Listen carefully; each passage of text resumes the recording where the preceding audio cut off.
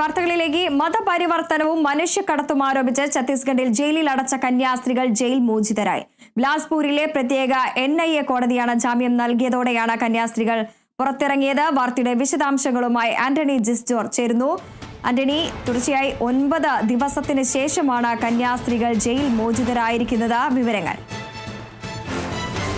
തീർച്ചയായും ഇപ്പോൾ അവർ jail മോചിതരായിരിക്കുകയാണ്. Jail മോചിതരായ ശേഷം സമീപത്തെ കോൺവെന്റിലേക്കാണ് കന്യാസ്ത്രീകൾ എത്തിയിരിക്കുന്നത്. അവരെ അവിടെ മറ്റ് കന്യാസ്ത്രീകൾ അടക്കമുള്ളവർ ചേർന്ന് സ്വീകരിച്ചു. ഇപ്പോൾ അവർ കോൺവെന്റിനകത്തേക്ക് പ്രവേശിച്ചിരിക്കുകയാണ്.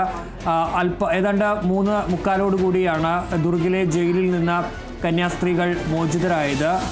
ബിലാസ്പൂർ NIA കോടതിയുടെ ജാമ്യ ഉത്തരവ് അത് കിട്ടിയതിന് പിന്നാലെയാണ് അവർക്ക് പുറത്തേക്ക് ഇറങ്ങാൻ വേണ്ടി കഴിഞ്ഞത് എന്നുള്ളതാണ് ഏറ്റവും പ്രധാനപ്പെട്ട ഒരു കാര്യമായി ഉള്ളത്. ഏതായാലും കഴിഞ്ഞ 9 ദിവസങ്ങളായി അവർ ജയിലിലായിരുന്നു, ദുർഗിലെ ജയിലിലായിരുന്നു.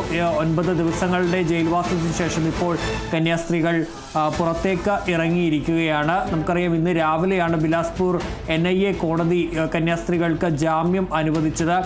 ചില ഉപാധികളോടുകൂടിയാണ് ആ ജാമ്യം അനുവദിച്ചത്. ഏതായാലും ആ വിധിപ്പകർപ്പിലെ കൂടുതൽ വിവരങ്ങൾ കൂടി ഇപ്പോൾ പുറത്തേക്ക് വരികയും ചെയ്യുന്നുണ്ട്. കേസെടുത്തത് വെറും സംശയത്തിൻ്റെ പേരിലാണ് എന്നുള്ളതാണ് പ്രധാനമായും കോടതി ഇതിൽ പറയുന്നത്. എന്തെങ്കിലും തെളിവ് കന്യാസ്ത്രീകൾക്കെതിരെ കണ്ടെത്താനായിട്ടില്ല. അതുപോലെ തന്നെ മലയാളികളായ സിസ്റ്റർ ഈ വിധിപ്പകർപ്പിലാണ് ഇക്കാര്യമുള്ളത്. കേസ് ഡയറിയിൽ നിന്ന് ഇക്കാര്യം വ്യക്തമാണ് എന്ന് കോടതി പറഞ്ഞിട്ടുണ്ട്. മനുഷ്യക്കടത്ത്, നിർബന്ധിത മതപരിവർത്തനം എന്നീ കുറ്റങ്ങൾക്ക് തെളിവ് കണ്ടെത്താത്തതിനാൽ ജാമ്യം അനുവദിക്കുന്നുവെന്നാണ് ഛത്തീസ്ഗഡിലെ ബിലാസ്പൂരിലുള്ള കോടതി പറഞ്ഞിരിക്കുന്നത്.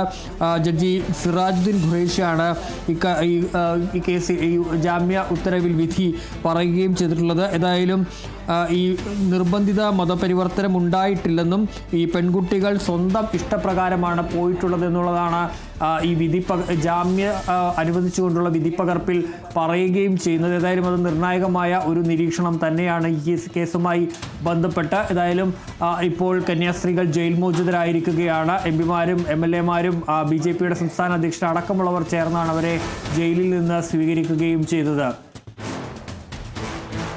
ശരി, വ്യക്തമാണ്. ആന്റണി ജിസ്റ്റോർജാണ് വിവരങ്ങൾ പങ്കുവച്ചത്.